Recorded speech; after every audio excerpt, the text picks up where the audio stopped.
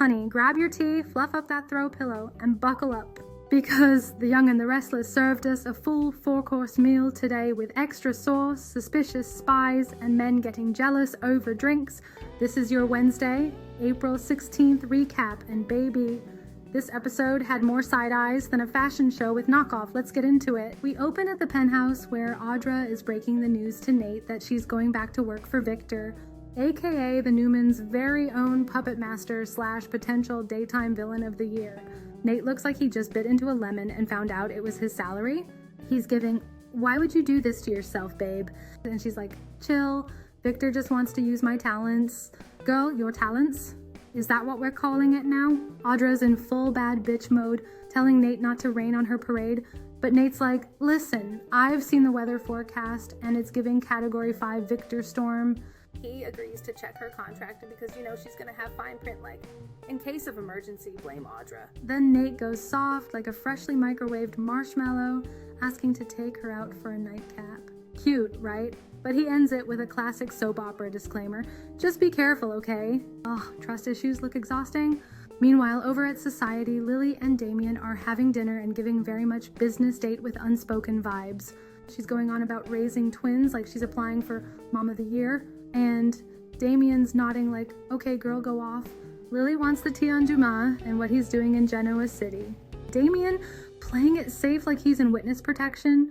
I can't say much, boo. I like my job and my limbs. And Devon walks in, spots him, and his face screams. Abby struts over, sees Damian, and basically says, "Tall, tan, and tasty." But she quickly reassures Devon, "Don't worry, babe. You still got it, just not all of it."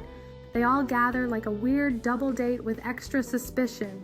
Damian dips out after complimenting Abby's restaurant like he's trying to get free drinks for life.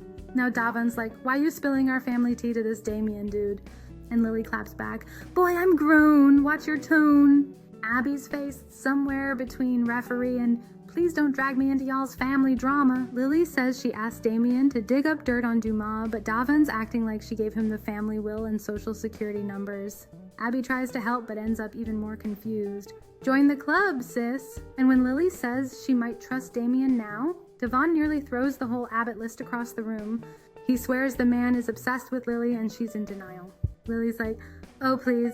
And Abby, stirring the pot like a Bravo housewife, sipping tea, giggling, and low-key encouraging the chaos. Kyle brings Elliot in for an HR violation disguised as a CEO meeting. Jack's waiting like a mob boss. They basically tell Elliot, "We know you've been sneaking around with Michael and Victor. So you got 2 choices, become our little corporate spy snitch or get bounced." Elliot's out here sweating bullets and folds faster than a cheap beach chair. He agrees to be their little intel boy, but wants assurances. Kyle looks him dead in the eyes and gives, "If you betray us, I will drag you through a pit of fire and then sue you for the ashes." Whew. They're both salivating at the thought of Billy walking into a trap like a toddler into a toy store. Victor's ready to go full warlord. Michael tries to play peacemaker like, "Maybe we should chill, Vic." But Victor's eyes say, "I don't do chill." He literally grunts, "Bring it on." And we felt that in our soul. Meanwhile, Claire pops into the jazz club and plot twist. There's Holden sitting like a low-key Bond villain. She's like, "Oh, you're drinking that again?" And he's like, "Because of you, baby." She says she's waiting for her boyfriend, but Holden promises he's not hitting on her. Lies and tea. They introduce themselves like, "This is meet for ex-cult members." Holden's shook to find out she's a Newman. Claire gives a mini TED talk on being kidnapped as a baby and raised by a psycho. Holden's like, "Damn, and I thought my childhood was messy." Kyle walks in and sees them laughing. And oh, that Scorpio glare came in hot. Claire's like, "We were just talking, calm down," but Kyle ain't loving it. He shakes Holden's hand with the enthusiasm of someone petting a porcupine. And just when you thought it couldn't get any more awkward, Holden bumps into Nate and Audra. Nate's instantly pressed like, "Why does that man keep orbiting around you? Jealous? Table for one?"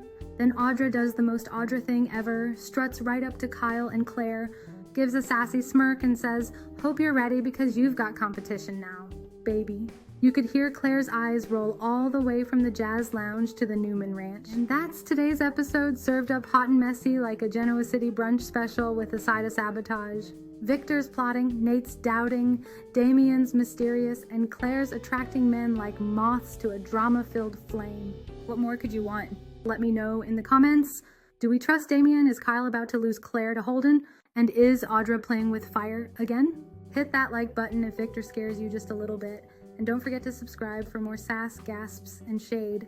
Until next time, stay patty, Genoa City.